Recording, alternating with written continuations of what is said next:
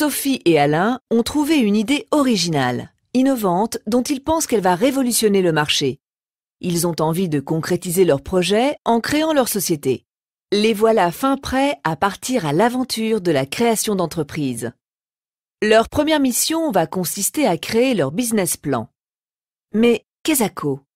Afin de répondre à cette question, Sophie et Alain décident de se documenter sur la définition d'un business plan, les objectifs et les rôles d'un business plan, la relation étroite entre business plan et business model. Le business plan est la formalisation écrite du projet entrepreneurial. Communément, on utilise l'acronyme BP pour désigner le business plan. L'élaboration du business plan va accompagner le créateur d'entreprise à réfléchir sur son projet, analyser toutes les données liées à son projet et décider certains choix et orientations de son projet. Maintenant que Sophie et Alain en savent plus sur le business plan, ils vont maintenant passer à sa rédaction. Le business plan représente l'architecture du produit dans l'entreprise. Ne pas avoir de business plan, c'est comme créer une maison sans plan. Mais avant de se lancer dans l'aventure de la rédaction du business plan, il convient à Sophie et Alain de savoir à qui incombera cette tâche et pourquoi. Ensuite, il leur faudra connaître les rouages du business plan afin de satisfaire aux attentes des destinataires selon leur nature. Créateurs, banquiers, investisseurs, jury de sélection.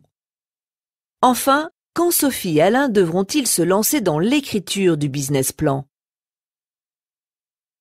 Le business plan peut être réalisé soit par le créateur et l'équipe de direction uniquement, ou soit avec l'accompagnement d'un intermédiaire, par exemple sur la partie financière. Nous allons voir les avantages et les inconvénients de chacune de ces deux solutions. Commençons par les avantages. Le créateur et l'équipe de direction connaissent et maîtrisent parfaitement leur sujet.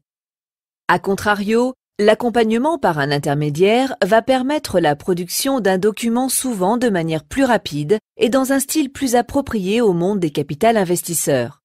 De plus, l'intermédiaire connaît le marché et étant extérieur au sujet, il va prendre du recul sur le projet. Passons maintenant aux inconvénients. Nous venons de voir que l'intermédiaire va savoir faire preuve de recul sur le projet.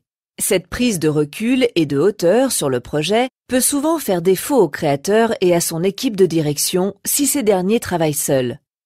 En effet, dans la pratique, on se rend compte que les scénarios sont parfois optimistes, voire trop, ce qui ne collera pas avec la réalité.